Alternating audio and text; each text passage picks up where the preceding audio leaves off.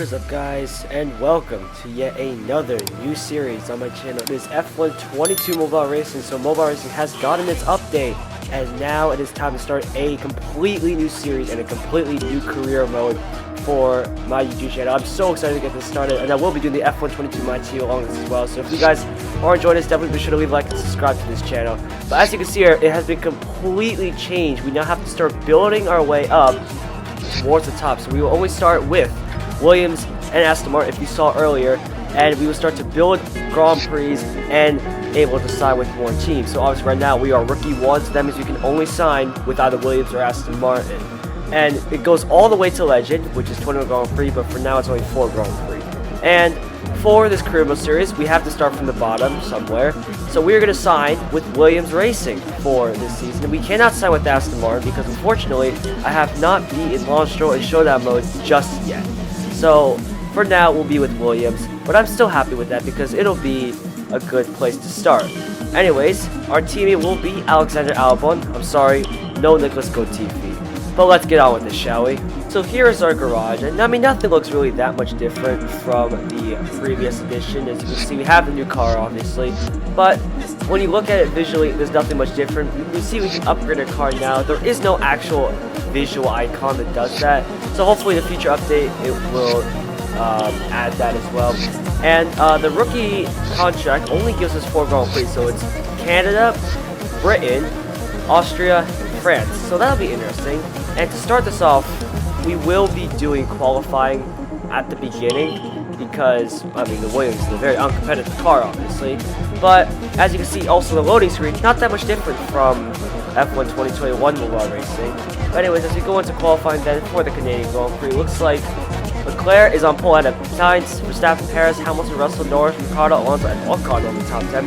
So yeah, the teams are really just forming each other up there as we get ready to start our qualifying lap, the first ever lap here on this F1 22 Mobile Racing. Here we go as we cross the line, open DRS wide open as we head now towards turn 1, hard on the brakes, down to third, and now down to second for this corner. And let me tell you, it has been a massive change to now adapt to these F1 22 cars. Obviously, the Williams is a little different from the Aston Martin we drove in Season 5 from last year, so we got that pretty well, I would say. We now come towards the start of Sector 2.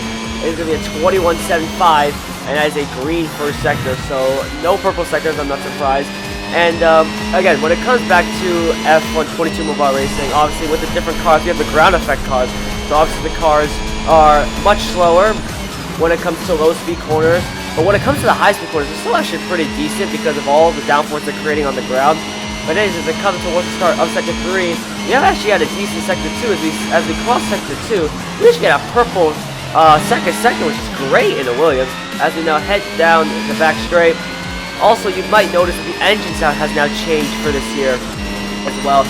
Sounds like a mix of the Honda and the Mercedes engine. Still not the greatest engine sound, but hey, I'll take that improvement as we now head towards the final chicane and towards the Wall of Champions, down to third gear. Clip both apexes perfectly, get on the power, open the DRS, and head now towards the finish line. Where is this going to put us? It's actually been a really good lap for our first lap across the line, and that's going to see us up to P4. We are behind Leclerc, Sainz, and Verstappen, but we have split the Red Bulls, head of Paris, Hamilton, Russell, Norris, Ricciardo, and Alonso. So that was a great qualifying effort.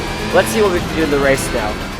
So here's the starting grid then. It is Leclerc, Sainz, Verstappen, us, Paris, Hamilton, Russell, Norris, Ricciardo, Alonso, Ocon, Bottas, Guan Yu, Gasly, Tsunoda, Schumacher, Magnussen, Albon, Stroll, and Vettel round out the grid. Surprisingly, Aston Martins are all at the bottom, but here we go. Let's head out to 5 red lights for the Canadian Grand Prix, our first ever race here. But we dropped the clutch way too early, and that's, while it's set at a good start, we absolutely get mugged on the start by Perez and Russell and Hamilton. Now Ricciardo's going to get in the action, so we're going to head down towards turn 1. We dropped the clutch way too early, so now I'm going to see that back up the inside of Daniel Ricciardo and somehow maintain that P6. But like I said, we dropped the clutch way too early there, and that's not a good sign. It's going to head now towards the heart of Sector 1. Actually finding a good line through here and keeping pace with the Mercedes, surprisingly. And Albon, as you saw in the grid sequence, was all the way down there in P18 as we had a little look on Russell, but I thought better of it as we now wait to see if we can make a mistake and we can take advantage of it. We're still behind the other Ferraris, and both Red Bulls managed to get away pretty well as we head out towards the chicane again. down to third gear, really chucking the car. And it's a lot different, I must say, driving from the F1 2021 mobile racing car. And still taking a bit of adjusting to do this, and head out towards the hairpin. We almost run straight into the back of George Russell. Managed to somehow not get any contact, and we move up to P5 with a very nice dive bomb into the hairpin. And again, a great place to dive bomb the AI, especially when they start to concertina up with everybody braking as we head down the back straight. In terms of actual gameplay on the F1 22 mobile racing update, there has actually been that many changes. I haven't had a chance to race at Australia, Spain, or Abu Dhabi, considering, you know, they've had their respective changes at the track specifically to improve racing in real life, as they're on the back of Sergio Perez in the Red Bull. But in terms of other actual gameplay, nothing much has changed. The tracks look very similar. The loading screens are definitely a little different. The music is also different as well to accompany the F1 22 actual game, as we actually had a little look there on Sergio Perez. I'm feeling we can dive bomb there. At the same time, I don't want to run straight into Perez and ruin our race as we now head on this next straight here and towards the next sequence of corners. In terms of also just driving around here, nothing much has changed. Like I said, the engine sound has changed a little bit. The handling model has changed a lot. The R&D system has changed a lot. But, I mean, it hasn't been that much of a step as we send it up the inside of Sergio Perez. We make a lot of contact there. We're backstabbing so much that we had a screen freeze there. And now Perez is trying to get back on us. We're going to have to defend like a lion here down this back straight from Sergio Perez. That Red Bull is very quick in the straight line. As you see Perez, we're going to give him the room. And Perez, you can see, just blows right by us there as we settle back into P5 of the Canadian Grand Prix, coming to the chicane one last time. But again, we make up so much time in the corners, and that's what I notice a lot about the AI, is that they are fast on the straights, but not very fast in the corners. So you can definitely take advantage of them in the corners. Let's start the final lap of the Canadian Grand Prix.